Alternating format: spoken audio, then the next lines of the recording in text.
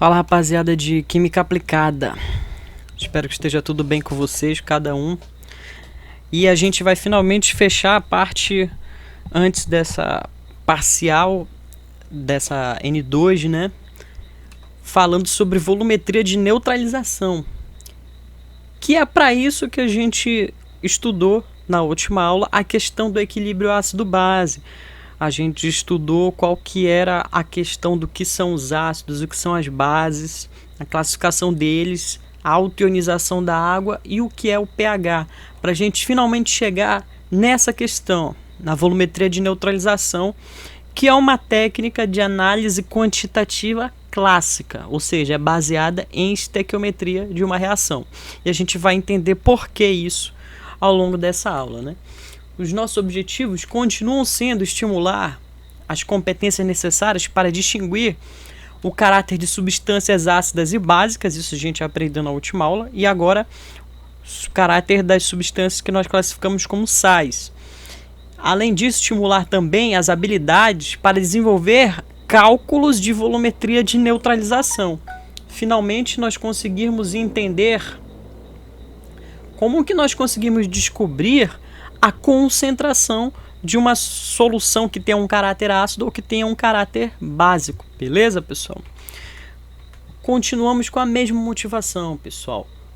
Recapitulando o que eu já tinha dito, o caráter ácido e o caráter básico aparecem em grande parte das substâncias, inclusive em substâncias que interagem com o organismo humano, como o ácido clorídrico, que é liberado no estômago para facilitar a digestão, como por outro lado, no caso de uma base, o hidróxido de magnésio, comumente conhecido como leite de magnésia, que é justamente empregado para combater a acidez estomacal, e inclusive fármacos têm comportamento ácido, né? Alguns deles, como o ácido acetilsalicílico, que é um importante anti-inflamatório, tudo bem?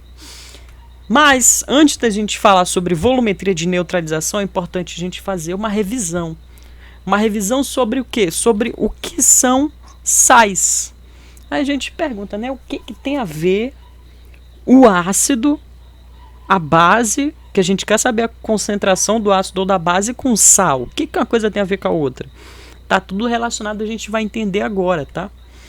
Acontece o seguinte, da mesma forma que Arrhenius propôs uma teoria para explicar o que é um ácido, o que é um hidróxido, ele também propôs a explicação do que são sais. Então, sais são compostos formados juntamente, melhor dizendo, tá? São compostos formados juntamente com a água na reação de um ácido com uma base de Arrhenius. Então, sempre que a gente tem no mesmo meio um ácido e uma base, vai acontecer uma reação química que produz um sal e água. Beleza? O exemplo mais clássico que a gente tem é o caso da reação do ácido clorídrico, HCl, com o hidróxido de sódio, o NaOH. Aqui a gente tem uma substância ácida, aqui a gente tem uma substância básica.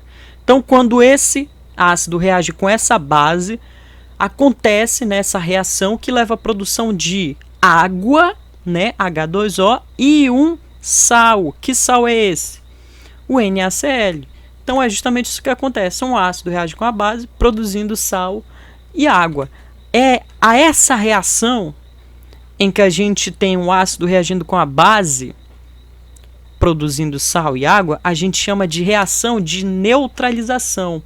Porque lembram que a gente explicou na última aula que o caráter de um ácido com o caráter de uma base, os dois se neutralizam? Então é exatamente isso que acontece quando nós temos essa reação. Acontece que o caráter ácido e o caráter básico se neutralizam. A gente vai ter, portanto, um meio que vai ter um pH aproximadamente neutro, ou seja, em torno de 7, beleza? Nesse caso, quem lembrar da questão da escala de pH, vai lembrar que o pH de uma solução de HCl está perto de 0. E o pH de uma solução de hidróxido de sódio está perto de 14. Como a gente vai botar esse ácido com essa base para reagir, os dois vão se neutralizar e aí a gente vai ter como produtos sal e água, que vão ter um pH em torno de 7, um pH neutro, uma reação de neutralização. Beleza, pessoal? E aí o detalhe importante, todo sal sempre vai ser composto por pelo menos um cátion e pelo menos um ânion. Na reação de neutralização, o cátion vem da base e o ânion vem do ácido. Olha para a base, quem que é o cátion? O sódio. Então, o cátion do sal é o sódio. Olha para o ácido, quem é o ânion? O cloreto. Quem é o ânion do sal? Cloreto. Por isso que nessa reação do ácido clorídrico com hidróxido de sódio é formado o cloreto de sódio. Beleza, pessoal?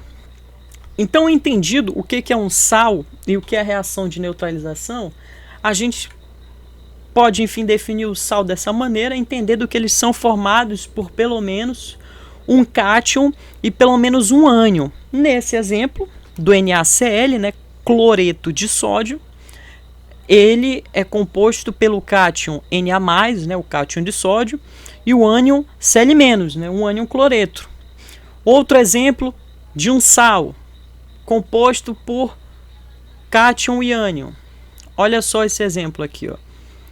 O NaHSO4. Esse sal comumente é conhecido como bisulfato de sódio. Então, quem que é o cátion? O Na+. E quem que é o ânion? O HSO4-, né, o bisulfato. Então, aí a gente tem nesses casos uma classificação específica para os sais, que é qual? Sal normal. Nós chamamos de sal normal aqueles que são compostos por apenas um cátion e apenas um ânion, como é o caso do NaCl. O NaCl é composto por um cátion e um ânion. Nesse caso, a gente chama esse cara de sal normal. Bom, e aí como é que vai ficar a fórmula química geral dos sais? A gente já entendeu o que é um sal, entendeu que ele vem da reação de neutralização. Agora, como que a gente dá a fórmula química geral para qualquer sal normal, ou seja, um sal composto por um cátion e um ânion? Sempre a fórmula química de um sal normal vai ser da seguinte maneira. Ó, a gente tem aqui um cátion B de carga X+, né? E um ânion A de carga Y-. Se eu sei que tem um sal formado por esse cátion e por esse ânion, qual que vai ser a fórmula química desse sal? A carga do cátion vai ser a quantidade de ânions e a carga do ânion vai ser a quantidade de cátions, ou seja, a gente faz esse X aqui, ó. Carga do cátion vai ser a quantidade de ânions, carga do ânion vai ser a quantidade de cátions. Portanto, a fórmula geral dos sais normais sempre vai ser desse tipo: A, X, B, Y. Beleza, pessoal? Ou melhor dizendo, BYAX, porque a gente sempre coloca o cátion primeiro na fórmula química. Mas vamos aos exemplos, porque dessa fórmula geral está parecendo muito confuso, né? Então vamos lá em cada exemplo de cátion e ânion e o sal normal que é composto a partir dele. Bom, vamos retomar o exemplo de um sal composto por cátions de sódio e ânion cloreto. Qual que é a carga do sódio? 1. Qual que é a carga do cloreto? 1. Então, vai ter um cloro e um sódio. Então, juntando, colocando o cátion na frente, vai ficar Na1Cl1. Como não precisa colocar os índices 1 aqui, fica só NaCl. Beleza, pessoal? Ou seja, carga do ânion é igual a quantidade de cátions. Carga do cátion é a quantidade de ânions. Como a carga dos dois é 1, vai ser um cátion e um ânion, ou seja, NaCl. Beleza? A gente sempre coloca o cátion na frente. Outro exemplo. Um sal formado pelo cátion potássio K+, e ânion cloreto. Qual que é a carga do cloreto? 1-, né? Carga 1. Qual que é a carga do potássio? 1+. Então, quantos potássios vão ter? Se a carga do cloreto é 1, vai ter um potássio. Se a carga do cátion é 1+, vai ter um cloreto. Então, um potássio e um cloro vai ser KCl. Um potássio, um cloro. Essa é a fórmula geral do cloreto de potássio. Outro exemplo, para fixar de vez, ó. Agora eu quero saber a fórmula química geral de um sal composto pelo cátion Ca2+, né, cálcio, e ânion NO3-, nitrato. Bom, carga do ânion é a quantidade de cátions, carga do cátion é a quantidade de ânions. Então a carga do ânion é 1, então vai ter só um átomo de cálcio. Então a carga do cátion é 2, então vou ter 2 nitratos. Portanto, juntando isso vai ser Ca1NO3 2. Ca1, não precisa colocar esse índice, NO3 2. Beleza, pessoal? E para fechar de vez, outro exemplo. Vamos supor que a gente tenha um sal normal formado pelo cátion Ca2+, né, cálcio, e ânion SO4 2-, sulfato. Então, qual que é a carga do sulfato? 2. Então, em tese, tem que ter 2 cálcios. Qual que é a carga do cálcio, né, que é esse cátion? 2. Então, tem que ter 2 sulfato. Então, em tese, ficaria o quê? Ca2SO4 2. Só que quando a gente tem essa situação em que os dois índices são iguais, o que a gente faz? A gente divide por 2. E aí vai ficar o quê? Ca1SO4 1 no lugar de Ca2SO4 2. Que é redundante escrever Ca2SO4 2. Beleza, pessoal? Então a fórmula química geral do sal formado por cátions de cálcio e ânion sulfato é CaSO4, por isso. Beleza, pessoal? Também é bem simples, tá? Então é assim que a gente dá a fórmula geral dos sais normais. Carga do cátion é quantidade de ânions. Carga do ânion, quantidade de cátions. Escreve o cátion primeiro e o ânion depois. Acabou. Beleza, pessoal? Agora, sobre a nomenclatura dos sais normais, a gente sempre vai dar o nome da seguinte forma. Primeiro a gente escreve o nome do ânion, e aí a gente escreve di e depois o nome do cátion. Ponto. Bem simples a nomenclatura dos sais normais.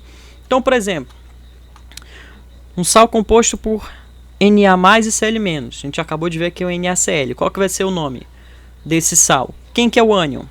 Cl-, né? Cloreto. E quem que é o cátion? Na+, sódio. Portanto, nome do ânion, cloreto. Di, nome do cátion, sódio. Cloreto de sódio. Beleza? Bem simples como a gente dá o nome desse sal. Outro exemplo. Vamos supor que a gente tem um sal composto pelos cátions de Na+, né? Sódio, e ânion CO3 2-, carbonato. Como que a gente dá o nome desse sal? A gente escreve o nome do ânion e aí di, nome do cátion. Quem que é o ânion? CO3 2-, o carbonato. Di, que é o nome do cátion, Na+, sódio. Portanto, o nome é carbonato de sódio. Outro exemplo. A gente tem esse sal aqui composto pelo cátion Na+ e pelo ânion ClO-, que é o ânion hipoclorito. Então, o nome do ânion é hipoclorito. Di, nome do cátion, sódio.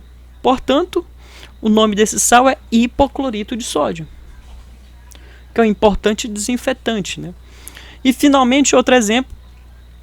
Um sal formado por cátion de bário, né, 2+, e ânion SO4 2-, sulfato. Então, qual que é o nome do ânion? Sulfato. Di, qual que é o nome do cátion? Bário. Então, o nome desse sal aqui é sulfato de bário. Beleza? É assim que a gente dá o nome dos sais, é bem simples e bem direto. Nome do ânion, di, nome do cátion. Aí a gente pergunta, como é que eu vou saber que o CO3 2- é o carbonato, que o ClO- é o hipoclorito, que o SO4 2- é o sulfato? Outra vez, a mesma coisa que eu já falei que tem que reforçar da última aula. Como que a gente vai saber o nome dos ânions? A gente só vai saber, a menos que a gente tenha prática, se a gente consultar a tabela dos ânions mais comuns.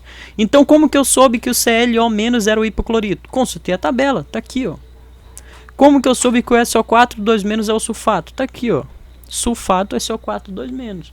E assim por diante. Então, enquanto a gente não tiver essa prática, tem que estar consultando essa tabela dos ânions mais comuns quando se deparar com a fórmula química de um sal. Beleza, pessoal? Então é isso. A gente entendeu até agora qual que é a definição de sal, de acordo com Arrhenius, né? é o produto formado pela reação de um ácido com uma base juntamente com a água. A gente viu que um sal é composto por um cátion que vem da base e um ânion que vem do ácido. A gente viu qual que é a fórmula química geral dos sais e qual que é a nomenclatura deles. Agora vamos falar um pouquinho só da classificação, tá? Bom, a gente chama de sais ácidos, primeiro de tudo, uma das formas de classificar os sais, aqueles sais, que contém pelo menos um hidrogênio ionizável. Então, é o exemplo deste cara aqui, o NaHCO3. Como vocês estão vendo, esse hidrogênio aqui, ele está meio que sobrando, entendeu? Porque já tem um cátion, que é o Na+, já tem um outro ânion, que é o CO3 2-. Então esse hidrogênio aqui, ele pode sair dessa molécula quando esse sal é dissolvido em água. Logo, esse hidrogênio é ionizável. Então a gente bateu de frente com a fórmula química, olhou para esse hidrogênio que está sobrando na fórmula química do sal, então a gente já sabe que se trata de um sal ácido.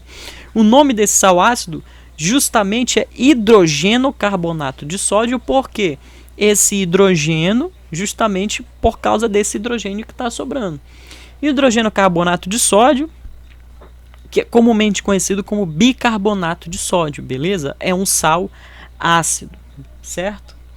Já os sais básicos, por outro lado, são aqueles que contêm uma hidroxila na molécula, como é de se esperar. Pô, se um sal ácido tem um hidrogênio ionizável, então o sal básico tem hidroxila na molécula, que pode separar por dissociação iônica. Então, um exemplo de sal básico é justamente esse cara aqui, o AlOH2Cl. Como vocês estão vendo, olha aqui, ó, a gente tem duas hidroxilas na molécula que podem se separar por dissociação iônica na dissolução desse sal básico em água. A gente dá o nome desse cara de quê? Bom, o cátion a gente sabe que é o alumínio, o Al3+. Um ânion é o Cl-, ânion cloreto. E, além disso, a gente tem duas hidroxilas, certo? Então, o nome desse cara vai ser o quê? Vê o nome do ânion primeiro, né? Então, se o ânion é cloreto, vai ser cloreto. E aí, como a gente tem duas hidroxilas, a gente escreve dibásico, para saber que tem duas hidroxilas, ou seja, tem dois radicais funcionais de base, né? Que é hidroxila. E, finalmente, de alumínio. Então, o AlOH2Cl é um sal básico porque tem essas hidroxilas sobrando na molécula. E a gente chama esse cara de cloreto dibásico de alumínio por isso. Di porque são duas hidroxilas e básico porque tem essa hidroxila aí sobrando, que caracterizam, né, o radical funcional de uma base. Beleza, pessoal? Então, esses são os sais ácidos e os sais básicos. Além disso, a gente tem os sais duplos e os sais hidratados. Os sais duplos são aqueles que contêm ou dois cátions ou dois ânions. Então esse cara aqui é um exemplo, o KNaSO4. Porque aqui a gente sabe que o SO4 2- é um ânion. Acabei de mencionar ele, né? Então o SO4 2- é um ânion nessa molécula desse sal. O K+ é um cátion, que é o cátion potássio. A gente viu isso agora há pouco. E o Na+ também é um cátion de sódio. Então, na molécula desse sal, a gente tem dois cátions em um ânion. Então, se a gente tem dois cátions, a gente classifica esse sal como sal duplo. E por isso o nome dele vai ficar justamente sulfato, né? Porque o ânion é o sulfato duplo de sódio e potássio, porque os cátions são sódio e potássio. Beleza, pessoal? Então isso aqui é um sal duplo porque tem dois cátions, tá bom? E, finalmente, outra classificação que a gente pode dar para os sais é classificar os sais em sais hidratados.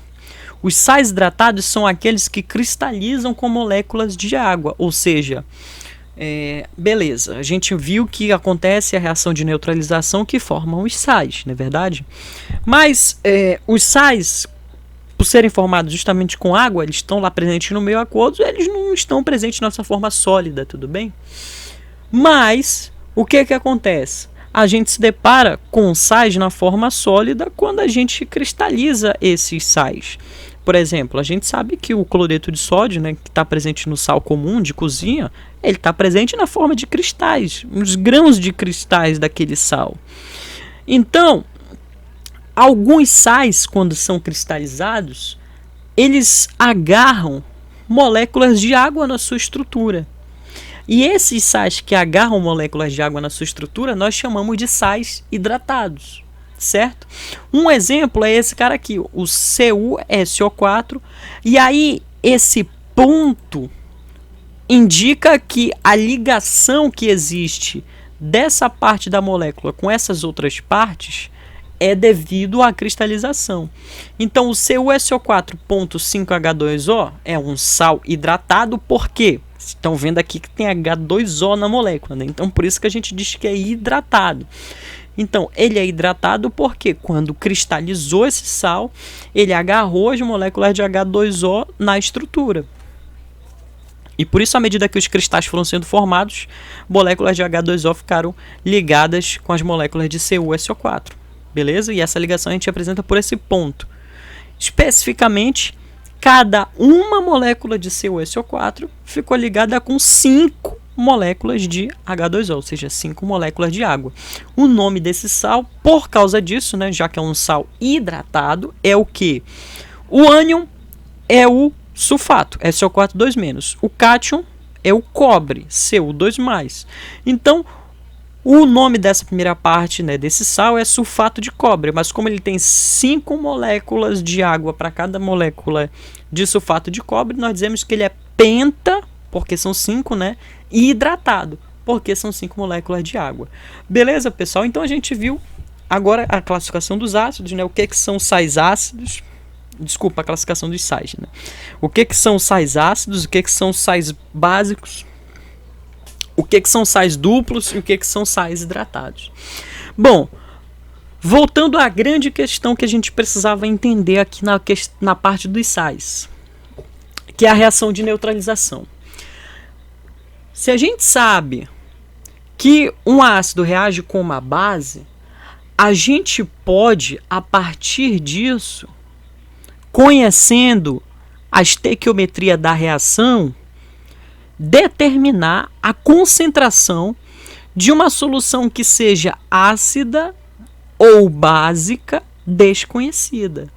Entendeu? Então aí que a gente chega finalmente na questão da análise quantitativa, que é o que? Determinar a concentração de componentes que a gente não sabe. Então vamos supor que a gente tenha uma solução que a gente já sabe que tem um caráter ácido, mas a gente não sabe a concentração daquela solução. O que a gente pode fazer? A gente pode botar essa solução para reagir com uma base, é claro, né, porque o ácido vai reagir com a base e neutralizar, tudo bem. E aí a gente sabe o volume da solução desconhecida, a gente sabe o volume de base que a gente usa nesse processo e a gente sabe a concentração da base que a gente utilizou. A partir disso, a gente vai conseguir determinar a concentração da solução ácida desconhecida. Esse procedimento a gente chama de volumetria de neutralização. E aí, os bons entendedores repararam que essa clip art da apresentação é um esquema de um procedimento de volumetria de neutralização. Eu vou mostrar para vocês. Então, volumetria de neutralização é um procedimento para determinar a concentração de uma solução ácida ou uma solução básica desconhecida, né? Utilizando ou um ácido ou uma base para neutralizar essa solução.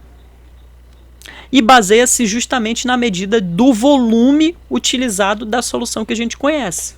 Então, por isso que o nome é volumetria, que a gente mede o volume, beleza? E de neutralização, porque envolve uma reação de neutralização. Bom, como eu falei, entre os métodos analíticos quantitativos clássicos estão a volumetria. Vou reforçar agora tudo o que eu acabei de falar. Pode ter ficado um pouco confuso, né? Porque eu falei um pouco. Mas, resumidamente, a volumetria de neutralização, ela baseia-se na medida do volume utilizado de uma solução padrão para provocar uma reação completa com o volume definido de uma solução problema. Então, volumetria é isso. A gente tem uma solução padrão, que a gente sabe a concentração dela. A gente bota essa solução padrão para reagir com a solução problema, que a gente não sabe a concentração. A gente bota para reagir até que a reação esteja completa. E a partir do dado do volume utilizado da solução padrão, a gente consegue calcular a concentração da solução problema. Beleza, pessoal? Então, nesse caso, chama-se volumetria de neutralização, a técnica para a determinação da concentração ácida ou básica de uma solução por meio de uma reação de neutralização. Então, é isso, tá, pessoal? A gente vai botar uma solução padrão para reagir com a solução problema. A solução problema é que a gente não sabe a concentração. Mas a solução padrão a gente sabe a concentração. A gente bota essas duas para reagir de maneira que a gente sabe o volume das duas, certo? A partir do volume das duas e sabendo a estequiometria da reação, a gente consegue calcular a concentração da solução ao problema, certo? O aparato experimental é esse aqui. O material necessário é basicamente um suporte e garras de metal. A gente viu na aula de equipamentos de laboratório que o suporte é esse aparato metálico, né, em que a gente coloca nesse suporte garras. Garras que são esses prendedores de metal que servem para prender a garra no suporte por um lado e pelo outro lado agarrar uma vidraria. Nesse caso, a vidraria que está sendo agarrada é uma bureta, beleza? Por que uma bureta? Porque a bureta permite que a gente, através dessa torneirinha, regule a quantidade de solução que está sendo utilizada. E isso é fundamental, porque o procedimento não é de volumetria, então a gente vai medir o volume que está sendo utilizado. Para medir o volume que está sendo utilizado, a gente precisa ter controle da quantidade de volume que está sendo utilizado. Por isso que a gente tem essa torneirinha, por isso que a gente usa a bureta. E finalmente, embaixo aqui da bureta, né, a gente tem um Erlenmeyer, tudo bem? Erlenmeyer que serve para agitar soluções, certo? Então sempre a gente vai fazer o seguinte: a gente vai encher a bureta com a solução padrão, ou seja, com a solução de concentração conhecida. Pode ser um ácido ou pode ser uma base, certo? Vai ser um ácido se a solução desconhecida for uma base. Vai ser uma base se a solução desconhecida for um ácido, beleza? Então a gente vai encher a bureta com a solução padrão, certo? E aí a gente vai colocar no Erlenmeyer a solução desconhecida, beleza? A gente vai colocar no Erlenmeyer um volume definido da solução desconhecida. A única coisa que a gente sabe dessa solução desconhecida é o volume. Afinal, a gente sabe quanto de volume que a gente colocou no Erlenmeyer, beleza? Então, a gente coloca a solução desconhecida no Erlenmeyer e finalmente a gente vai colocar algumas gotas de algum indicador ácido-base. Aí lembra da questão que a gente viu na última aula, no finalzinho dela? Que o indicador vai apontar o caráter de uma solução a partir de um determinado pH. Então o que significa? Significa que a gente vai utilizar alguma substância que a gente vai pingar aqui dentro da solução desconhecida, certo? E aí ele vai poder adquirir uma coloração a partir de um determinado pH. E essa coloração vai apontar para a gente se a reação de neutralização foi completa ou não, certo? Como que a gente faz? Resumidamente, montamos esse aparato experimental, o que precisa fazer? Encher a bureta com a solução conhecida. Essa solução conhecida, vou já falar para vocês, a gente chama de titulante, tá? Depois, você enche o Erlenmeyer com o volume definido da solução desconhecida, certo? e pinga algumas gotas de um indicador ácido-base. O que a gente vai fazer? A gente vai colocar esse Erlenmeyer aqui embaixo da bureta e vai começar a abrir essa torneirinha da bureta. Para a solução conhecida, pingar aqui no Erlenmeyer. E à medida que ela for pingando, as duas soluções vão reagir, porque uma é um ácido e a outra é uma base. As duas reagem e vai ocorrer a neutralização, né, como a gente acabou de ver, formando sal e água. E à medida que vai ocorrendo a neutralização, os íons hidroxila e íons hidroxônio vão sendo consumidos e a reação não vai ficar, e a solução não vai ficar em um longo tempo, né, nem ácida nem básica. Ela vai tender a ficar com pH neutro. Então, por isso que é neutralização, beleza? Certo. Aí a gente vai deixando pingar a solução conhecida da bureta no Erlenmeyer, que tem a solução desconhecida. Sempre agitando esse cara para que o meio fique homogêneo. Sempre agitando o Erlenmeyer. Então, enquanto com uma mão a gente está controlando o fluxo da solução conhecida na bureta, com a outra mão a gente está agitando aqui o Erlenmeyer. E a reação está acontecendo. E a reação está acontecendo. Quanto mais solução conhecida entra, mais a reação acontece. Até que vai chegar um momento em que esse indicador vai mudar de cor. Aí quando esse indicador mudar de cor, o que a gente vai ver? A gente vai ver que a reação está completa. Porque o indicador vai mudar de cor quando neutralizar, não é? E aí quando a solução mudar de cor por causa do indicador, imediatamente a gente fecha a bureta. A gente fecha essa torneira aqui. A gente fecha essa torneira e faz o quê? A medição do volume gasto de solução conhecida para levar a neutralização completa da solução desconhecida. Esse volume medido na bureta de solução que foi gasta é que a gente vai utilizar nas nossas contas para determinar a concentração desconhecida dessa solução aqui. Beleza, pessoal? Então a gente vai prosseguir com alguns termos que comumente a gente usa. A solução padrão, que a gente conhece a concentração e que a gente coloca na bureta, a gente chama de solução titulante. Beleza? Para não ficar confundindo, quem que é o ácido, quem que é a base, não, vamos chamar assim. Independente do procedimento que você vai fazer, se é para determinar a concentração de um ácido ou uma base, vamos chamar a solução que a gente conhece a concentração e que a gente coloca na bureta de solução titulante, certo? Por outro lado, a solução que tem concentração desconhecida, que a gente coloca dentro do Erlenmeyer, a gente vai chamar de solução titulada, certo? Então, titulante é a que a gente sabe a concentração. E titulado é o que a gente não sabe a concentração. Esse título, tá? Vem justamente da definição de concentração. Não sei se vocês lembram, concentração molar, a gente também comumente chamava de título, né? Bom, e aí finalmente a gente também dá nomes específicos para essa técnica, para volumetria. Se o procedimento de volumetria for tal que o titulante é um ácido, a gente chama o procedimento de acidimetria.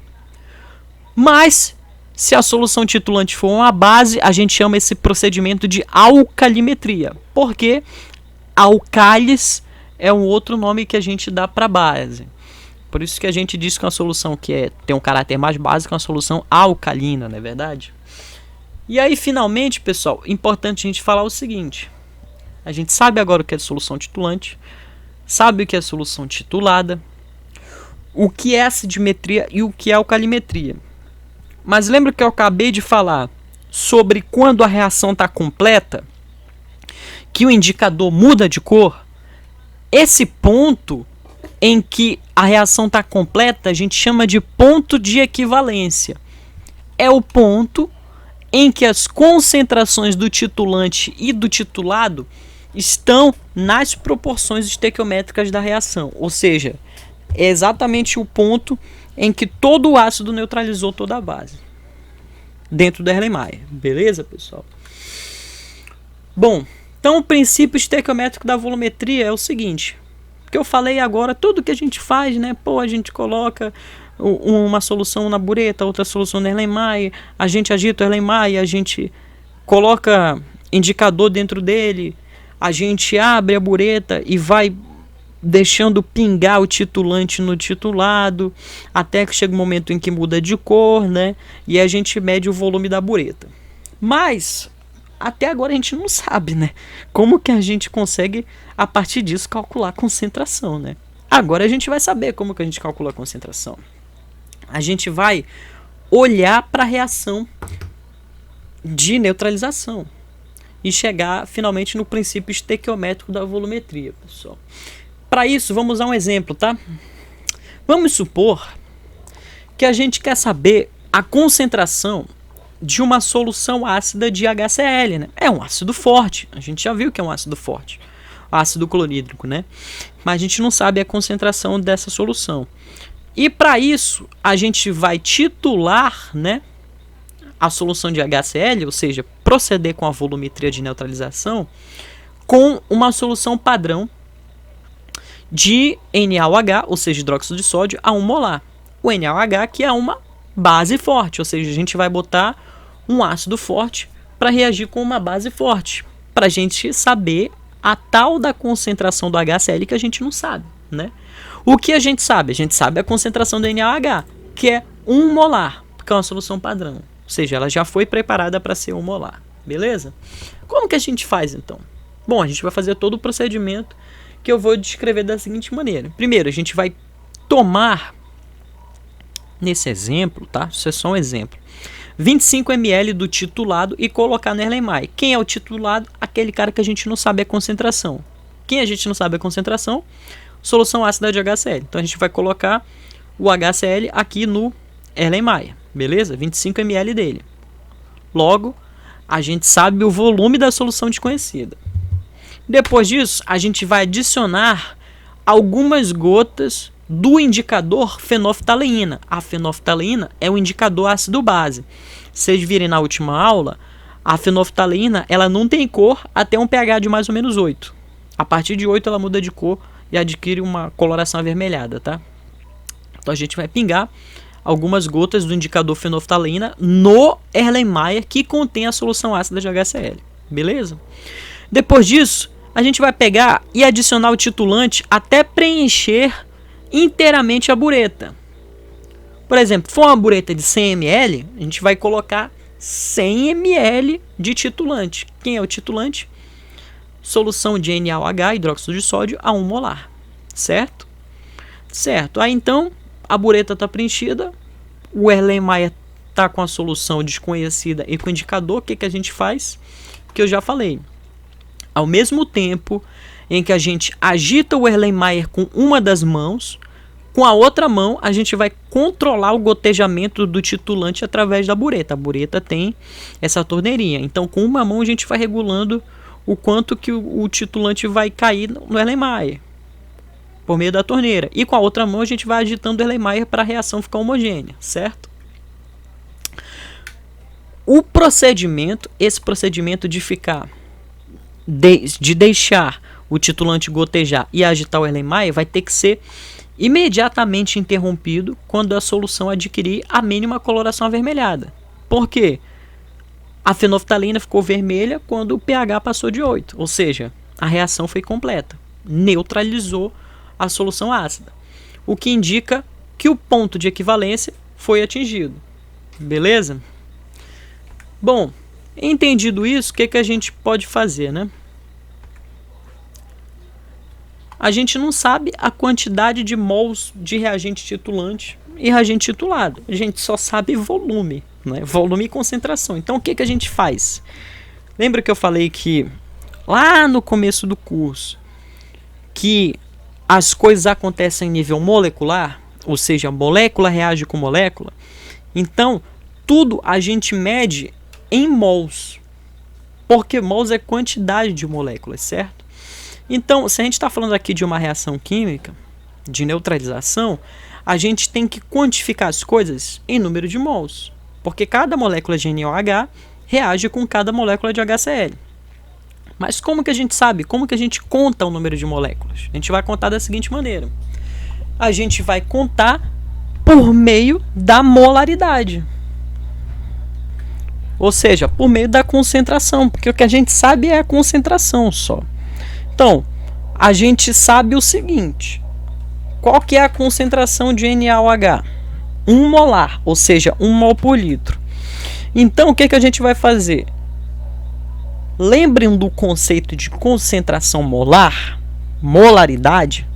Molaridade é número de mols dividido por volume.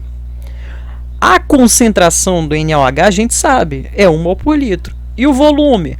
O volume a gente sabe, porque a gente mede o volume gasto de titulante no procedimento.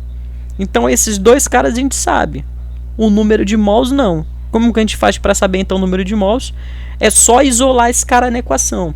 Para isolar esse cara na equação, basta passar então esse volume que está aqui desse lado junto com ele dividindo para o outro lado multiplicando, né, com a operação inversa. Logo, o número de mols vai ficar isolado e aí o número de mols vai ser igual ao quê? Concentração molar vezes o volume. Então, a partir disso, a gente conseguiu descrever o número de mols de NaOH que participa da reação. Qual que é o número de mols de NaOH que participa da reação? A concentração molar do NaOH, que a gente já sabe que é 1 mol por litro, vezes o volume de NaOH utilizado na reação. Como que a gente sabe o volume de NaOH utilizado? É só olhar para quanto que foi gasto de titulante na bureta. Beleza? Então, por isso que é um procedimento de volumetria, que a gente mede o volume gasto de reagente. Bom, então a gente sabe o número de mols de NaOH que foi gasto. Agora, olhando para a equação química que representa a reação, HCl reage com NaOH, formando NaCl e água, certo? Nessa reação, a gente está vendo que cada uma molécula de HCl reage com uma molécula de NaOH. Portanto, o número de mols de NaOH que reagiram e que a gente tem como calcular, a gente acabou de mostrar isso, é igual ao número de moléculas de HCl, quando o ponto de equivalência é atingido. Ou seja, olhando para a equação química que representa a reação, cada mol de HCl reage com 1 mol de NaOH. Por isso, quando o ponto de equivalência é atingido, ou seja, quando a fenolftalina muda de cor e a solução é neutralizada, o número de moléculas de HCl é igual ao número de moléculas de NaOH que reagiram. Portanto, se o número de mols de NaOH, a gente acabou de ver, é concentração de NaOH vezes o volume de NaOH, para o HCl não é diferente. O número de mols de HCl é concentração de HCl vezes o volume de HCl. Mas o volume de HCl, a gente sabe, porque a gente que colocou o volume de HCl no Erlenmeyer, no caso 25 ml. Então, com isso, a gente sabe o volume de HCl, a gente sabe o volume de NaOH, porque a gente mede na bureta, a gente sabe a concentração de NaOH, que é a solução padrão, e aí, com isso, sabendo esses três, quem é o único cara desconhecido? Concentração de HCl. Não é ele que a gente está atrás? Então, isolando ele na equação, a gente consegue determinar quem é ele. Então, com isso, uma vez que a gente mediu o volume de NaOH no ponto de equivalência, medindo na bureta, a gente consegue determinar a concentração da solução problema como? Isolando a concentração na equação. Quem que está junto dessa concentração de HCl? O volume. Então, o volume está aqui multiplicando, basta passar para o outro lado dividindo e a gente vai calcular a concentração de HCl. Qual que é a concentração de HCl? Concentração de NaOH vezes o volume de NaOH, que já estava aqui do outro lado, dividido pelo volume de HCl que passou para o outro lado dividindo. A gente sabe quem é esse cara, quem é esse cara e quem é esse. Arma a conta, faz as continhas e consegue calcular a concentração de HCl. Beleza, pessoal? Então é assim que a gente procede. A gente monta esse aparato experimental, bota para reagir, seguindo esse passo a passo, mede o volume de NaOH utilizado e aí arma essa conta. para calcular a concentração de HCl. Acabou. Substituir os dados, a gente consegue calcular a concentração de HCl. E aí, um detalhe importante. Alguém deve parar para pensar o seguinte, quando olha para a última aula. Porra, na última aula a gente viu que a fenolftaleína, ela só fica vermelha a partir de 8. pH de 8. Mas a gente está falando de reação de neutralização. Neutralização é 7, não é? Então como que a gente sabe que o negócio está certo? Essa conta. Bom, a gente tem que falar o seguinte. Embora o indicador fenolftaleína vire, ou seja, muda de cor no pH de aproximadamente 8, e sabemos que a reação de neutralização nesse caso se completa com pH de aproximadamente 7, o erro que a gente tem devido a isso é muito baixo, é desprezível. Por o erro ser desprezível, a gente pode utilizar a fenolftaleína mesmo assim para calcular a concentração de HCl. Por quê? Porque, se vocês notaram, qual que era o conceito que a gente tinha de pH? pH igual a menos log da concentração de hidroxônios, certo? Então, se o pH é menos log, a curva do pH ela está em escala logarítmica. Ou seja, ela tem esse comportamento aqui, o comportamento de um logaritmo. Ou seja, você vai adicionando NaOH, ou seja, vai adicionando titulante na solução problema, no titulado, e aí o pH vai aumentando bem devagarzinho. Quanto mais você aumenta o volume de NaOH, ele tende a aumentar um pouco mais o pH, e aí com isso chega um certo momento que aí sim o pH sobe abruptamente, ou seja, ele sobe pra caramba num certo ponto, até que ele atinge justamente o ponto de equivalência, que é em torno de 7. Só que aí, ó, se vocês notarem, ó, para um pH de mais ou menos 8, que é quando a fenolftaleína vira, a diferença de volume para um pH de 7 é muito pouco. É desprezível esse erro. E esse erro está na faixa de aproximadamente 0,10%. Então, por esse erro ser muito baixo, a gente pode utilizar a fenolftaleína como indicador.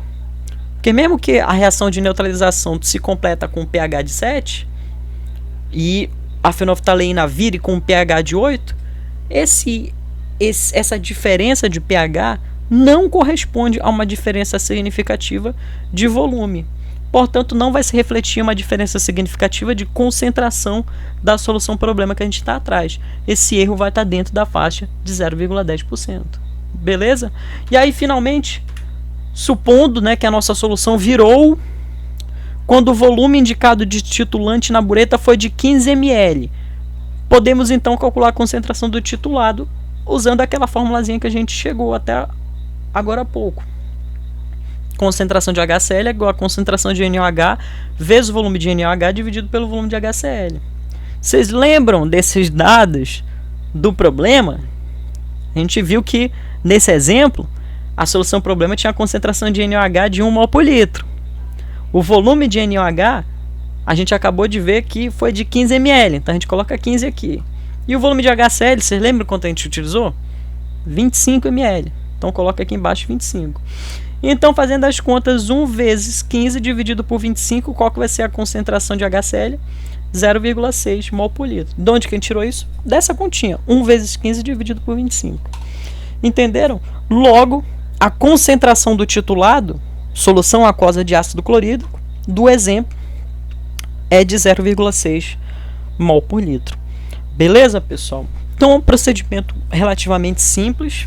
E o que parece mais difícil é só entender a reação que acontece para saber a estequiometria da reação e montar essa continha aqui da concentração da solução desconhecida. O resto é jogar os valores na fórmula. Beleza, pessoal? É bem simples, tá? Bom, a princípio, na primeira vez parece muito complicado, mas com a prática isso vai ficando extremamente simples, tá? E a gente vai ter sim experimento disso em laboratório.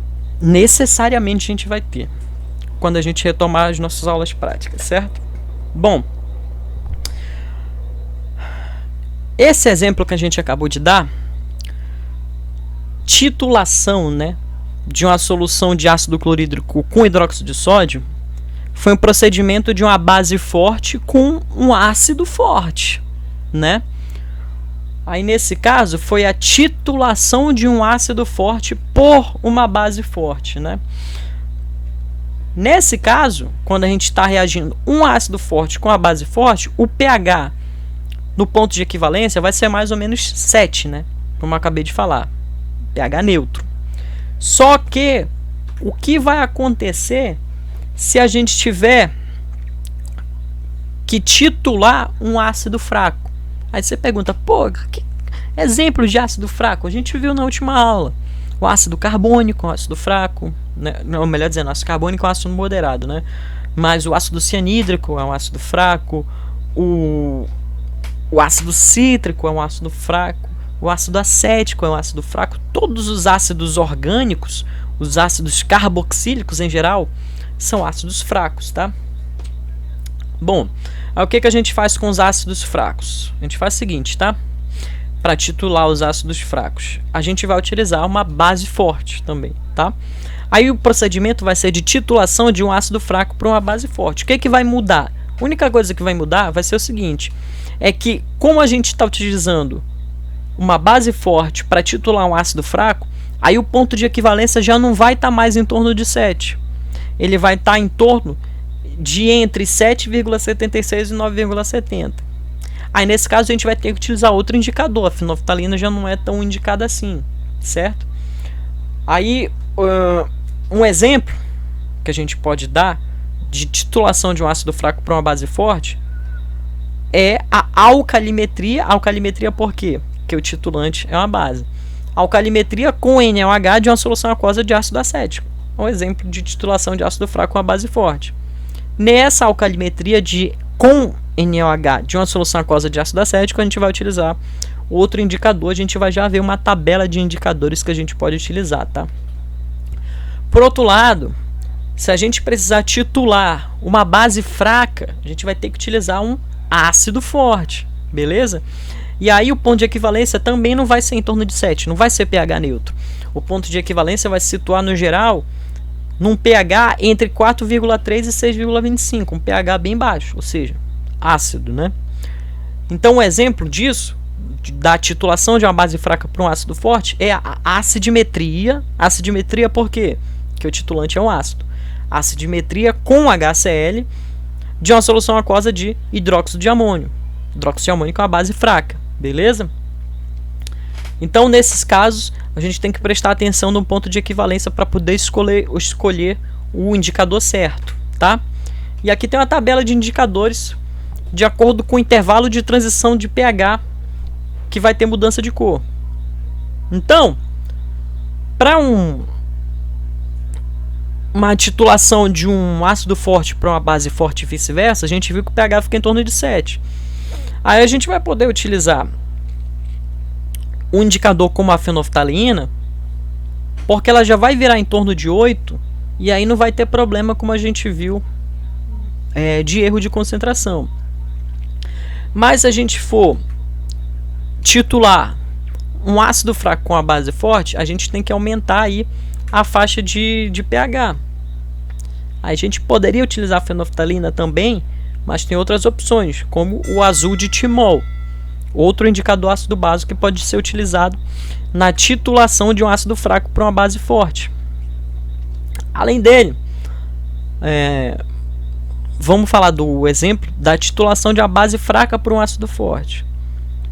Nesse exemplo, a gente viu que o ponto de equivalência já não é em torno de 7, nem um pouco maior que isso, já está entre 4,3 e 6,25. A gente tem que escolher então os indicadores que estejam nessa faixa, entre 4,3 e 6,25.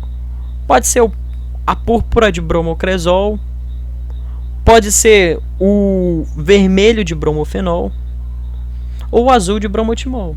Beleza? Vai depender do pH no ponto de equivalência, tá bom? Além disso, a gente tem uma outra situação específica que a gente tem que falar, que é a titulação de poliácidos, certo? O que são os poliácidos? Bom, a gente viu na classificação dos ácidos na última aula que a gente tem diácidos, triácidos, tetrácidos, né? Então, com esses caras, a gente vai ter que prestar atenção na estequiometria, tá bom? Então, nesse caso dos poliácidos, a titulação deles trata-se do procedimento de volumetria de neutralização quando se trata de ácidos dos tipos H2A, ou seja, um diácido, H3A, um triácido qualquer, H4A, um tetrácido qualquer. Então, observamos que nesses casos, o que vai acontecer? A neutralização ela acontece em etapas, certo? Então, sempre que a gente tem um diácido, um triácido, os 2 ou 3 hidrogênios ionizáveis, eles não ionizam de uma vez só. Eles ionizam em etapas. Vamos tomar o exemplo do ácido carbônico, que é o H2CO3. O que acontece com o H2CO3? Tem 2 hidrogênios ionizáveis, não é não? Esses 2 hidrogênios vão ionizar de uma vez só? Não. O que vai acontecer? Vamos supor que a gente está neutralizando uma solução de H2CO3 com NaOH, né? O que vai acontecer? Vai acontecer o seguinte: primeiro, um hidrogênio vai ionizar e vai acontecer uma reação de neutralização. Vai ser formado um sal e a água, como toda reação de neutralização. Só que nesse caso, o sal que é formado ainda tem um hidrogênio ionizável. A gente acabou de dizer que isso é um sal ácido, que é o hidrogênio carbonato de sódio. Então, como esse cara ainda tem um hidrogênio ionizável, vai acontecer outra reação de neutralização desse sal ácido, que é o hidrogênio carbonato de sódio, com o hidróxido de sódio. E aí, nessa segunda neutralização, que finalmente não vai ter mais hidrogênios ionizáveis, vai formar um sal e água, como toda neutralização. Nesse caso, o sal é o carbonato de sódio, e aí vai estar completa a neutralização do ácido carbônico por hidróxido de sódio, beleza? É um processo em 2 etapas, certo? Então, nesses casos, a gente tem que saber qual que é o pH da última neutralização para proceder com a titulação completa, certo? O que significa então, pessoal? Significa que a gente tem que levar em conta que acontecem 2 neutralizações, certo? Então vão existir dois pontos de equivalência, tá? Mas a gente tem que saber qual que é o último ponto de equivalência, qual que é o pH no último ponto de equivalência. Especificamente nesse caso, o pH da segunda titulação é 9,76. Então, com isso, a gente tem que escolher um indicador ácido base que esteja naquela faixa entre 9 e 11, né? Pode ser, por exemplo, o azul de timol, né? E aí, pessoal, o que vai acontecer? Nesses casos, o cálculo da volumetria tem que levar em conta não as reações parciais, ou seja, não a primeira nem segunda neutralização, mas a estequiometria da reação global. O que é a reação global? A reação global é a seguinte: quem que entrou para reagir? O H2CO3 e o NaOH, certo?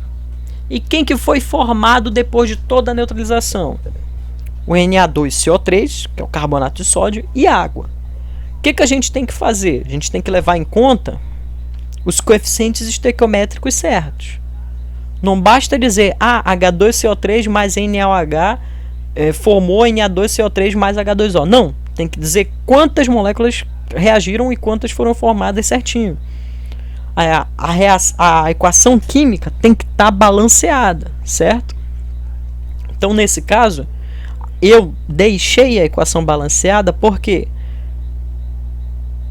para a gente poder fazer a nossa conta de volumetria certo. Mas nesse caso vocês iam ter que fazer as continhas, né? Conta no dedo, melhor dizendo, né? De quantas moléculas tem que ter de produtos e reagentes. Como que a gente sabe isso? Bom, basta tentar fazer de tal maneira que a quantidade de átomos de cada elemento do lado dos produtos seja igual à quantidade de átomos de cada elemento do lado dos reagentes. No caso do hidrogênio, quantos hidrogênios a gente tem nos reagentes? Aqui tem o H2, então tem 2 hidrogênios nessa molécula.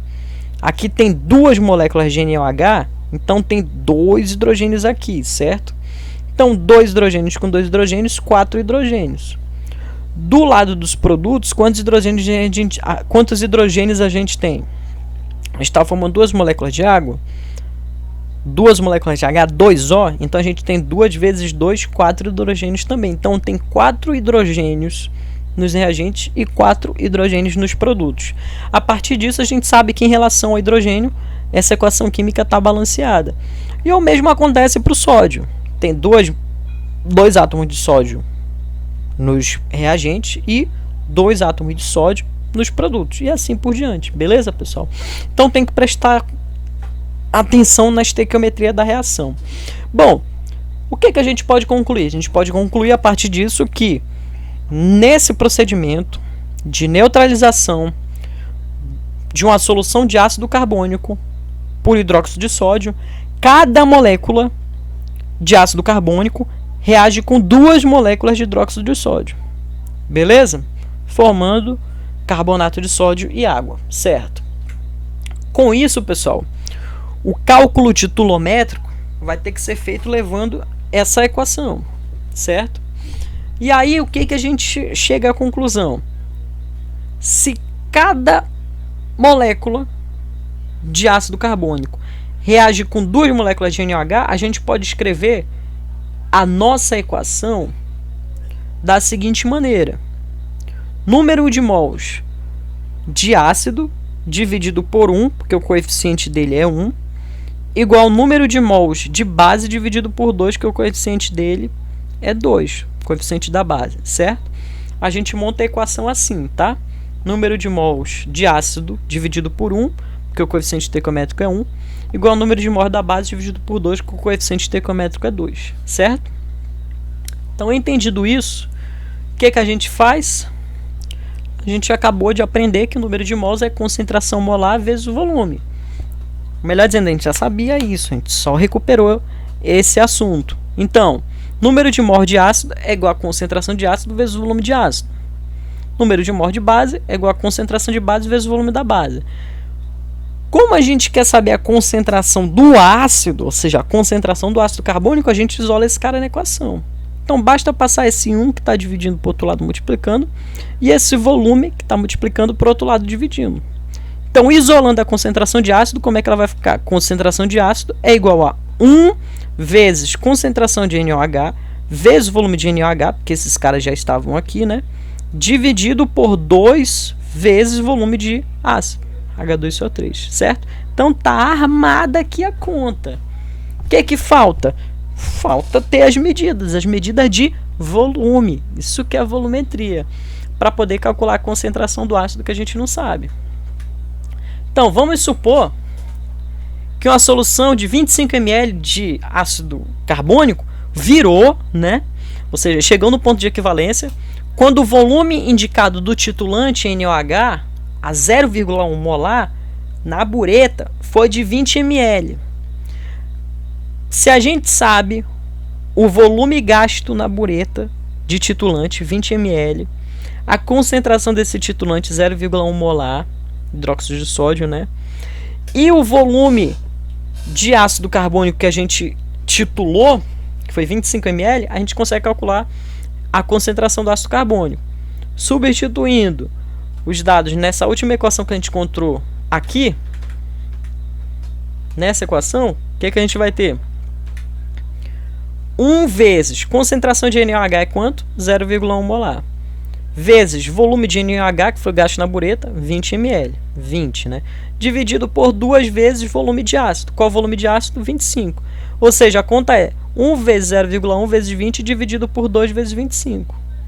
Fazendo essa conta aqui, a gente chega na concentração de ácido carbônico, que era desconhecida, que é 0,04 molar, 0,04 mol por litro. Beleza, pessoal? Então, no caso desses poliácidos, a gente tem que levar em conta a estequiometria da reação. A gente não pode chegar falando que número de mol de ácido é igual ao número de mol da base. Igual no caso da titulação de HCl por NaOH. A gente tem que levar em conta, olha aqui, ó, os coeficientes estequiométricos. E só a partir daí continuar a conta. Beleza, pessoal? Não fiquem preocupados, tá? O pessoal pode ter ficado muito preocupado porque parece que esse assunto é muito difícil. E quando a gente olha pela primeira vez, é difícil mesmo. Eu sei disso. A gente só consegue aprender bem quando a gente praticar muito. Vocês não vão ter muito tempo para praticar isso. Então não fiquem preocupados que eu não vou atropelar vocês com um monte de coisa. Saibam somente como que a gente faz, tá? Uma titulação, uma volumetria de neutralização.